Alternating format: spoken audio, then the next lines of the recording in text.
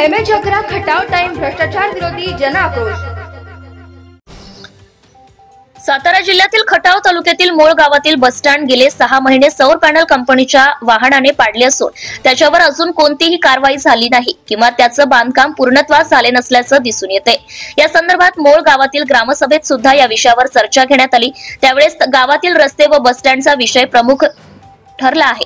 यावेळी ग्रामपंचायतीमधील पदाधिकारी यांनी लवकरच बसस्टँड दुरुस्ती होईल, सदर कंपनीच्या या संदर्भात पत्रव्यवहार झाला असून काम करून देतो असं सांगितलंय। परंतु याच्या उलट परिस्थिती 6 महिने उलटून गेले तरी कोणतेच काम पूर्ण झालेले दिसून येत नाही।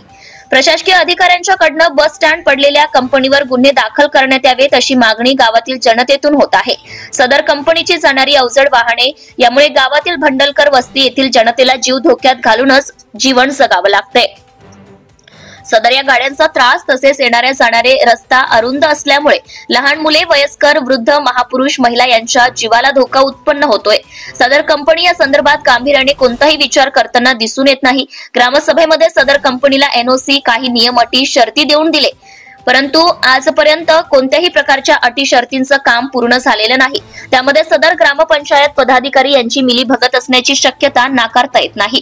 मोळ गावातील एरळा नदीवरील पूल त्यांचे अस्तित्व पूर्ण संपण्याच्या दिशेने असताना देखील ग्रामपंचायत पदाधिकारी व कंपनीचे अधिकारी यांचा पूर्ण कानाडोळा जाणून बुजून करताना दिसून येतोय।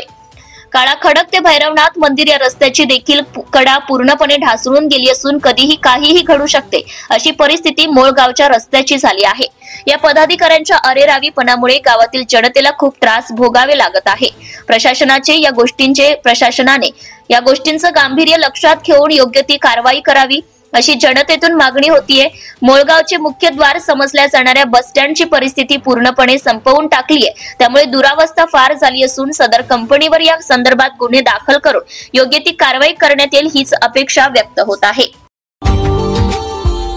Subscribe now and press the bell icon. Never miss an update.